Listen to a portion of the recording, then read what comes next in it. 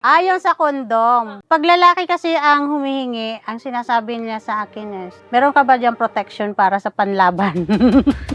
Ako po si Geraldine Gabay, Community Health Advocate at ngayon po ay Clinic Assistant ng Ugat ng Kalusugan. Nagsimula ako maging TSA ay sa pamagitan po ng mother session po na ginawa ng Ugat ng Kalusugan. Marami po silang topic na binibigay o dinidiscuss sa tuwing bibisita po sila sa aming community. Doon po ako na-excite bagong kaalaman at saka syempre yung pagnanais din na makatulong dito sa aming community. Ayan, nandito po kami ngayon sa playa. Ako po ay mamimigay ng pills, kondom sa mga client na nandito.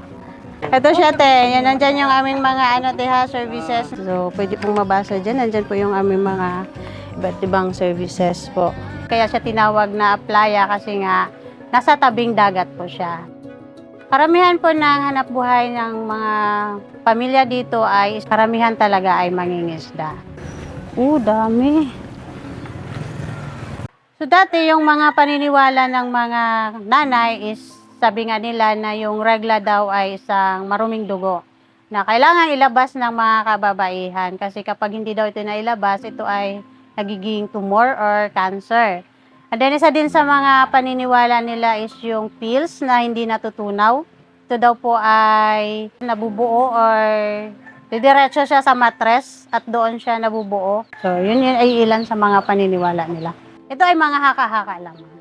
Yung sa pagkumbinsi namin ng mga client, may ilan talagang hadlang na katulad halimbawa na kapag kami yung pupunta sa kanila sa mga bahay, sasabihin nila na ayaw kong gumamit niyan kasi masakit sa ulo. Yan, dahil sa mga side effect o yung mga mararamdaman nila pagkatapos nilang gumamit ng contraceptive. Ang sinasabi namin sa kanila is yung parang scientific, ay kumbaga study-based na sinasabi namin na hindi naman yan ilalabas ng ating gobyerno or ng World Health Organization kung hindi yan siya nakakabuti sa atin or kung yan po ay magdudulot ng kasamaan sa atin. Kapag sunod-sunod yung kanilang anak is yung paghihirap na mararanasan nila, yung pagpapalaki, yung gastusin, lalo na kapag ito ay sa pag-aaral na. So yung pangangailangan araw-araw kung sunod-sunod yung anak, pati yung kalusugan ng mga bata at ganoon din yung kalusugan ng nanay.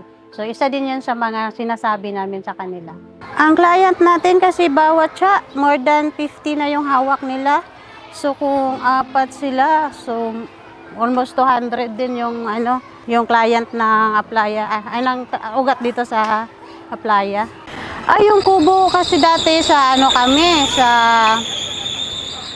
parang bahay ng TSA. Tapos ngayon, balik nakiusap kami sa barangay captain, sa mga barangay kagawad na magkaroon kami ng space. Talagang parang inonod ng barangay na okay, sige, patayuan nyo siya ng kubo. Sis, malaki rin naman yung naitulong ng ugat sa community. Malaki yung pagbabago na nangyayari ngayon sa komunidad namin compare dati. Kasi pinoproblema pa nila kung saan sila kukuha ng pills. Halimbawa, wala silang pambili. Ngayon kasi lalapit na lang sila sa TSA, nandyan na kaagad. Tapos, in case po na meron silang nararamdaman tungkol sa family planning na na-avail nila, pupunta din sila sa TSA para magtanong kung okay lang ba yung nararamdaman nila or yung mga nararanasan nila, kung ito po ba ay normal lang.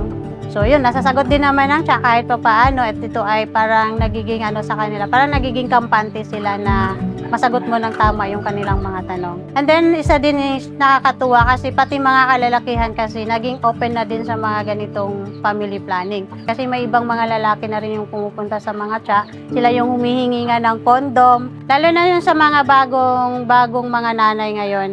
Kung baga parang napagplanuhan na talaga nila or pinagplanuhan talaga nila yung dami ng anak, yung pag-agwat ng kanilang mga anak. Kasi alam kasi nila na mayroon silang na-avail na services na makapagplano sila ng maayos. Halos lahat po kasi ng mga bagong nanay ngayon is talagang pumupunta dito sa kubo ng ugat. Dito sila nag-avail ng contraceptive. Hindi sila mabibigo kasi talagang nandyan yung services na hinahanap nila. Sa community namin, merong isang nanay na lumapit sa akin. So, tinanong niya nga ako kung saan ako nagtatrabaho. Tapos sabi ko sa ugat ng kalusugan. So, sabi niya na papuntahin niya daw yung anak niya dito sa clinic natin.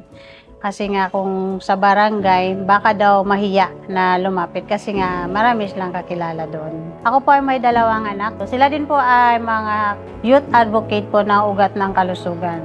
Natutulungan din po nila yung kapwa nila kabataan.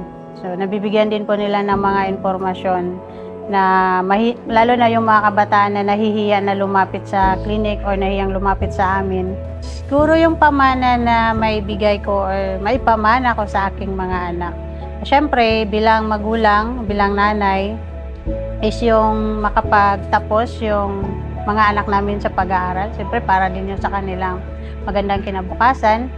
At then, siyempre, yung trabaho ko bilang community health advocate ay ma-engage din sila dito, yung tungkol sa mga pag-uusap sa family planning or tungkol sa HIV or yung mga early pregnancy para at least maaga po silang mamulat sa mga usaping ito kasi para kapag sila ay lumaki na, may idea na sila about ito.